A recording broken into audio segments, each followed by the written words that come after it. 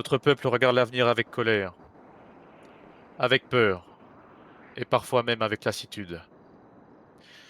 Et je vous comprends, parce que depuis des mois, le Sud saigne. Pendant que d'autres, bien à l'abri derrière leurs frontières et leurs conférences de presse, prétendent encore contrôler la situation. Des familles ont perdu des proches. Des agents des services publics sont tombés en servant le comté. Des innocents ont payé le prix du chaos. Et malgré cela, malgré les morts, malgré les sirènes, malgré les cercueils, certains hommes ont vu dans dans cette tragédie une opportunité politique. Oui, je parle bien de Ronald McCord. Parce qu'il faut arrêter de faire semblant. Ce mur, c'est le sien. Cette frontière honteuse au milieu de notre propre État, cette cicatrice de béton qui coupe San Andreas en deux, c'est son œuvre. Pendant que le Sud enterrait ses morts, McCord préparait son référendum.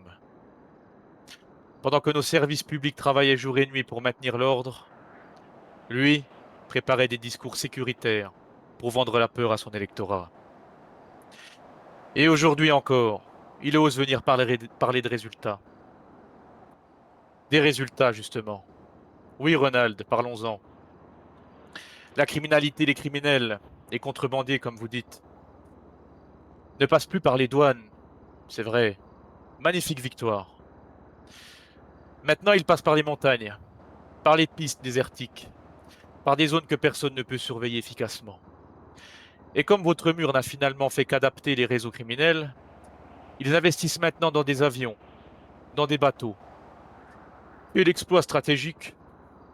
Alors quoi ensuite, Ronald? Des systèmes antiaériens au-dessus de Blaine County? Des missiles pointés vers le sud? Des mines marines au large de nos côtes? Peut-être des chars tant qu'on y est.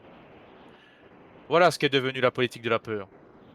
Toujours plus de contrôle, toujours plus de division, toujours plus loin dans la paranoïa. Parce qu'au fond, un homme qui gouverne par la peur a besoin que le peuple reste terrifié. Et pendant que McCord se cache derrière son mur, pendant qu'il se terre dans son comté en évitant chaque véritable confrontation politique, c'est le Sud qui tient encore debout. C'est nos agents de police, nos pompiers, nos ambulanciers, nos agents publics, nos citoyens. Pas lui. Parce que le courage ne se mesure pas à la hauteur d'un mur. Le courage, c'est de rester avec son peuple quand tout s'effondre autour de lui. Et aujourd'hui, une nouvelle crise éclate avec Jackson Reed. Un terroriste s'échappe dans des circonstances que plus personne ne peut qualifier de normales désormais. Comme par hasard, au pire moment possible. Comme par hasard, au moment idéal pour relancer un climat de peur générale. Et encore une fois, qui profite du chaos? Qui profite d'un État divisé? Qui profite d'une population terrorisée qui finit par accepter l'inacceptable? Je vais laisser les citoyens répondre eux-mêmes à cette question. Parce qu'aujourd'hui, les vidéos qui circulent, les documents qui fuitent, les échanges mentionnant des opérations prévues, tout cela commence à dessiner une image extrêmement inquiétante. Une image où certains responsables politiques ne chercheraient plus à protéger son Andreas, mais à utiliser sa souffrance, à utiliser le chaos, à utiliser les attentats, à utiliser la peur. Et si ce que beaucoup commencent à soupçonner est vrai, alors cela voudrait dire que certains hommes ont regardé notre peuple mourir.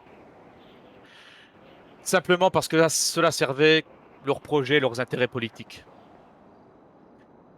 Concernant la Comuna 13 de Cayo Perico, je condamne leurs menaces. Je condamne toute tentative d'imposer la violence dans notre État. Mais je ne suis pas aveugle. Je vois aussi pourquoi la colère grandit contre ce gouvernement. Je vois pourquoi tant de gens commencent à penser que son Andreas est dirigé par des hommes qui entretiennent volontairement la crise pour conserver le pouvoir. Parce qu'aujourd'hui, une chose devient évidente. Le Sud n'est pas l'ennemi. Le peuple de Los Santos n'est pas responsable de cette division. Nous avons été abandonnés, trahis, utilisés. Alors ce soir, habitants du Sud, je vous demande une chose. N'ayez plus peur d'eux. Parce que la peur, c'est leurs armes. Le chaos, c'est leur stratégie. Et ce mur, c'est leur monument politique. Mais aucun mur ne résiste éternellement.